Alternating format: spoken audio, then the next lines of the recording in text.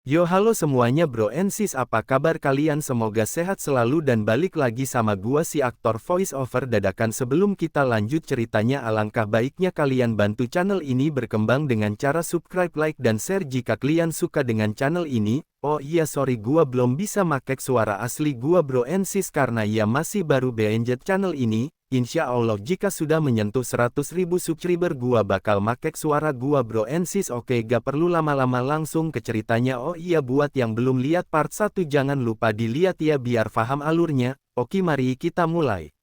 Scene bermula dari si Zoyan yang telah sampai ke kos-kosnya. Si Zoyan pun merasa lelah dan capek dengan semua pengalaman yang telah ia alami. Bagaimana tidak, baru juga mau jadi sultan dadakan doi dirampok bro and sis. Kalian bisa bayangkan gimana posisi si Zoyan saat ini, panas dingin, pasti panik pun pasti bro and sis. Tapi selang beberapa menit setelah pengalaman yang membuat bulu ketiak merinding, si Zoyan membuka tas yang berisi emas. Dari hasil buka lapak jualan kue bulan, si Zoyan pun merasa semangat kembali setelah melihat banyak emas di tasnya ibarat seperti handphone yang dicas kembali. Si Zoyan pun bersemangat dan melangkah ke arah kantor tempat dia magang bro and sis. Akan tetapi setibanya di kantor tempat magangnya, si Zoyan pun disambut dengan manajer yang gak ada otak dan akhlaknya. Tapi si Zoyan pun hanya bisa diem dan mendengar semua ocehan dari manajernya ini bro and sis. Akan tetapi setelah berpikir kembali tentang apa yang dia alami kemarin dan penghasilan yang didapat dari menjual kue bulan tersebut, si Zoyan pun memberanikan diri dan berkata, itu bukan pekerjaanku,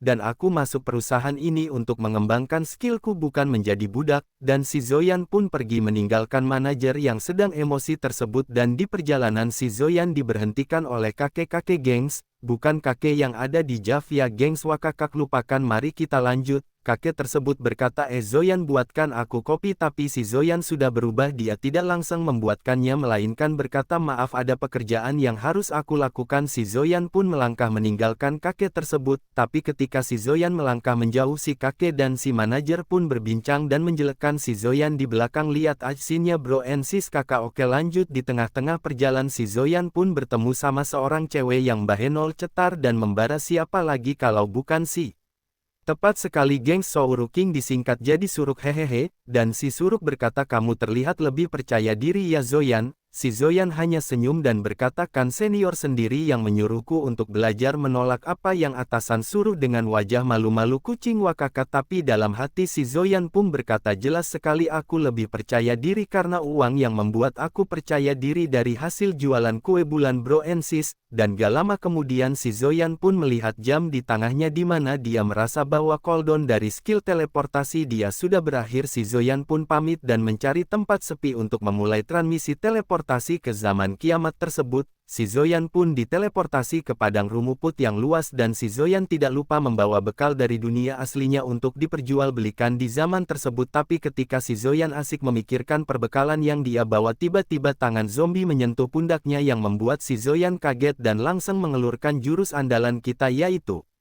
tepat langkah 1000 alias lari kakak. Oke lanjut, tapi ketika si Zoyan lari, tas yang dia bawa pun robek sedikit. Setelah berpikir keras, si Zoyan pun mengeluarkan sebagian dagingnya dan melempar ke sekumpulan zombie di belakangnya yang membuat zombie tersebut teralihkan dan tidak lagi mengejar si Zoyan gengs. Akhirnya caranya sangat efektif. Si Zoyan pun berhasil bersembunyi di balik sebuah batu yang besar untuk mengumpulkan nafas dan beristirahat. Setelah beristirahat cukup, si Zoyan pun melirik zombie tersebut dan berkata, seperti satu hal yang membuat kalian lebih tertarik adalah daging makhluk hidup ya. Si Zoyan pun membuat statusnya dan mencari sebuah skill yang bisa membantu dia bertarung walaupun hanya dasar dari pertarungan. Dengan menukarkan 1 gram emas dia dapat 100 poin. Dia pun menukarkan dengan skill pertarungan jarak dekat tapi hanya dasarnya saja, tetapi itu juga cukup membantu si Zoyan untuk bertahan hidup bro and sis. Ketika si Zoyan sedang melihat panel skillnya, tiba-tiba satu zombie muncul di belakangnya. Si Zoyan pun refleks menendangannya dan berkata flying kick tepat mengenai perut si zombie dan membuat terpental jauh dengan kuda-kuda yang bagus. Si Zoyan pun berkata, aku harap kalian siap menerima kemarahanku. Dengan bersusah payah bertahan hidup melawan banyak zombie, si Zoyan pun berhasil mendaratkan pukulannya di wajah salah satu zombie dan berkata heavy hit plak kena muka si zombie yang membuat si zombie jatuh ke lantai, dan setelah cukup lama berhadapan dengan banyak zombie, tiba-tiba ada sebuah mobil pick up yang berhenti tepat di hadapan si Zoyan. Supir tersebut berkata wah skill yang luar biasa. Si Zoyan pun menoleh dan melihat dua orang pria dengan senjata yang lengkap dan salah seorang berkata dikejar zombie baru juga kami ingin membantu tapi siapa sangka kamu bisa mengalahkannya sendirian. Dengan wajah tampak puas, dan si Zoyan pun berkata siapa kalian? Dan salah seorang tersebut berkata lagi apakah kamu tidak tahu, kami adalah Corpse Hunter. Tapi di selang obrolan si Zoyan dengan Corpse Hunter, tiba-tiba segerombolan zombie yang tadi datang mendekat dengan sangat cepat, dan seorang berkata tidak ada waktu untuk menjelaskan, masuk mobil sekarang. Si Zoyan pun berkata ah iya baiklah. Dengan skill lompatan kelinci si Zoyan pun berhasil mendarat di mobil bagian belakang, dan seorang yang di belakang pun memberikan sebuah senjata dan amunisi kepada si Zoyan dan berkata kuharap kau pun pandai menggunakannya. Baru juga si Zoyan mau memegangnya, tiba-tiba mobil berjalan cepat membuat si Zoyan kaget. Untungnya senjatanya tidak jatuh. Haha kalau jatuh si berabe tuh gengs bro and sis kakak. Tapi si Zoyan pun berkata dalam hati bagaimana aku tahu cara menggunakan senjata api sedangkan aku berasal dari negara yang melarang hal itu. Tapi si Zoyan pun membuat panel skill dan mencari skill tentang menggunakan senjata api, dan si Zoyan pun berhasil belajar dan mahir dalam menggunakan senjata api bro and sis. Dan seret dur suara senapan yang si Zoyan pun tepat mengenai kepala zombie, tapi tiba-tiba ada zombie yang berwarna hitam tidak mempan ditembak oleh senjata si Zoyan dan berkata hah kenapa zombie itu sangat kuat, dan teman yang berada di sampingnya pun berkata itu adalah zombie kelas 2 jadi ekstra hati-hati. Si Zoyan pun kaget dengan wajah kocak bak melihat mukjizat di depan matanya. Ya kalian bisa bayangkan sendiri wajah kagetnya bro and sis wakaka. Namun tiba-tiba zombie level 2 tersebut pun melompat ke arah si Zoyan dan seorang teman, tapi si Zoyan berhasil didorong oleh temannya, jadi temannya yang terjatuh dari mobil dan berkata ha aku tidak mencegah bahwa aku mati hari ini, dan mukanya pun ditutup oleh tangan zombie yang lumayan cukup besar. Tapi si Zoyan pun kesal dan marah ketika melihatnya. Si Zoyan pun melompat dari mobil tersebut dan menembaki zombie level 2 tersebut dan berkata aku hanya perlu membunuhnya perlahan-kan, dan dur suara senapan dibarengin dengan suara amunisi yang jatuh. Akhirnya zombie tersebut pun bisa dikalahkan dan temamnya pun selamat bro and sis. Lanjut.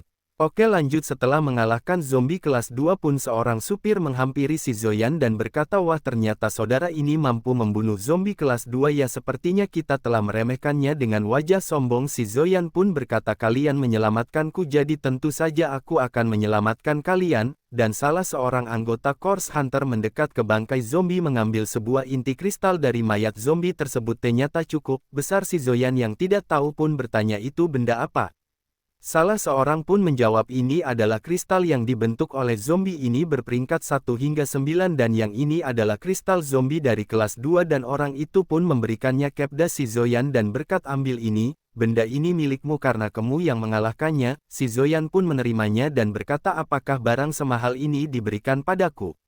Lantas temannya berkata kau menyelamatkan nyawaku jadi aku berikan benda ini kepadamu. Dan seorang lagi menyaut tentu saja karena benda tersebut tidak seberharga nyawa saudaraku, meskipun kristal kelas 1 harganya relatif rendah tapi ini sudah cukup untuk membeli amunisi dan makanan untuk bertahan hidup. Dan dalam hati si Zoyan pun berkata meskipun menjadi hunter sangat berbahaya tapi cukup menguntungkan. Di tengah lamunannya si pundak si Zoyan disentuh oleh seorang temannya yang membuat si Zoyan merinding disko dan kaget. Maaf aku pikir-pikir dulu, dan salah seorang pun berkata tenang saja ini kebiasaan kapten kami ketika melihat seorang yang memiliki potensi langsung mengajak bergabung ke Corpse Hunter. Dan kaptennya pun berkata jika tidak mau aku tidak memaksa dengan senyum keringe. Dan mereka pun kembali ke mobil dan pergi ke arah lain untuk kembali ke markas. Di tengah perjalanan si Zoyan pun memandang inti kristal tersebut dan berkata sebuah inti kristal apakah ini berharga, dan dia pun mencoba menukarnya di panel layar skill tersebut dan berhasil mendapatkan 100 poin. Dan si Zoyan pun berkata 100 poin ternyata kristal kelas 2 setara dengan 100 emas, aku dapat jackpot nih dengan wajah puas. Dan tiba-tiba sebuah suara keluar dari layar panel si Zoyan dan berkata Anda membawa sangat banyak barang, apakah Anda ingin membeli sebuah ruang penyimpanan seharga 100 poin? Tanpa pikir panjang si Zoyan pun membelinya dan berkata dengan ini aku tak perlu repot-repot menggendongnya lagi. Di tengah lamunan seorang pun berkata tepat setelah melewati kamp pengungsian cepat atau lambat kita akan sampai di zona pusat, jadi pedagang.